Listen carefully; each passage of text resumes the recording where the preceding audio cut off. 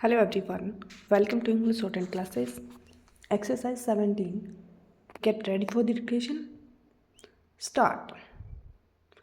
Mr. Deputy Chairman, I am happy to be able to speak in this house once again. I do so for the first time on this side of the house, and that makes me doubly happy. I welcome the friendly and conciliatory tone of the Honorable Finance Minister's speech.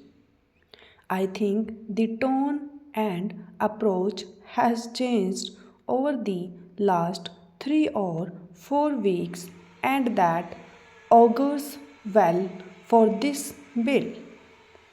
Although it will depend upon the outcome of this debate and the assurances that the government is able to give on many issues which he himself hinted are still outstanding issues and need to be resolved.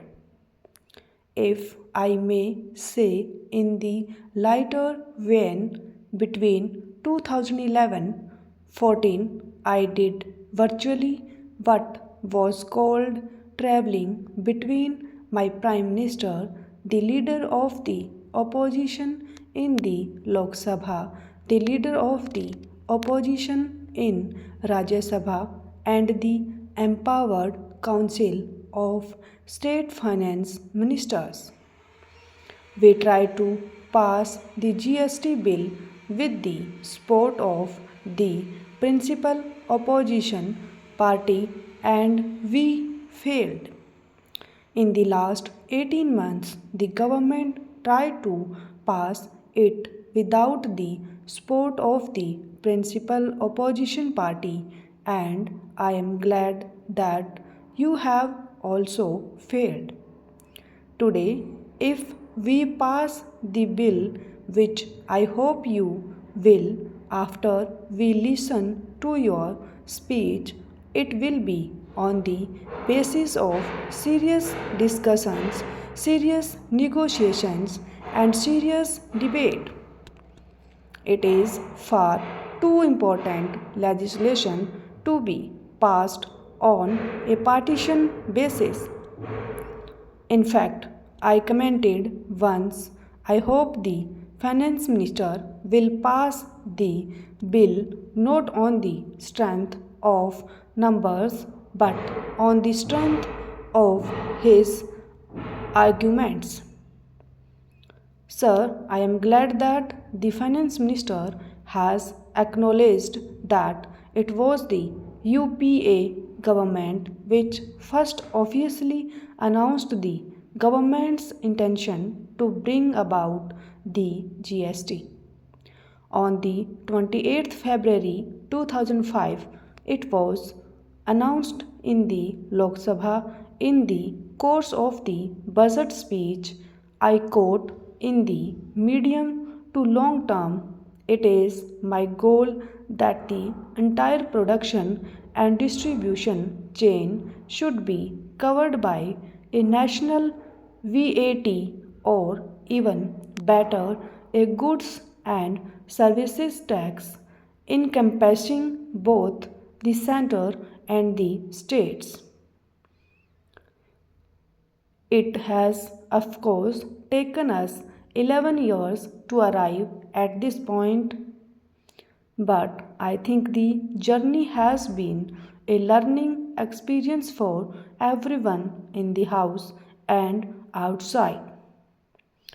Sir, let me make it very clear that the Congress party was never opposed to the idea of a GST. In fact, I believe about an hour ago, the finance minister said so much in an interview to a television channel, and I thank him for making that acknowledgement. We were never opposed to the idea of a GST. We are not discussing or debating the idea of a GST. That debate has gone on in this country for several years, and I think the country is now ready to embrace the idea of a GST. Just as the earlier GST bill introduced by the finance minister was opposed by several parties, including the BJP, the 2014 bill is also being opposed. The idea was not opposed, the bill was opposed because we felt that it was possible to have a more perfect bill. And I choose my words carefully. There can be no such thing as a perfect bill, and in a legislation as transformative and as revolutionary as the Goods and Services Tax Bill, I don't think anyone from the government side will claim that this is a perfect bill. It can never be a perfect bill. But when we found that there were too many flaws in the bill and many of those flaws could be fixed by addressing them seriously, we decided that we could support the bill. I am happy that in the last few weeks there has been a serious engagement by the government with the opposition parties, including my party, and I am glad that considerable progress has been made. Sir, there are four major issues. I will touch briefly upon the first three issues because it is the last issue that concerns me the most, and I want to take my time dealing with that at some length. The first one is this. I wish to point out to the Honorable Finance Minister that there are still pieces of clumsy drafting in this bill. For example, in the present list of amendments circulated, you have made some provisions for what will go into the Consolidated Fund of India and what will not go into the Consolidated Fund of India. This problem should have been noticed much earlier.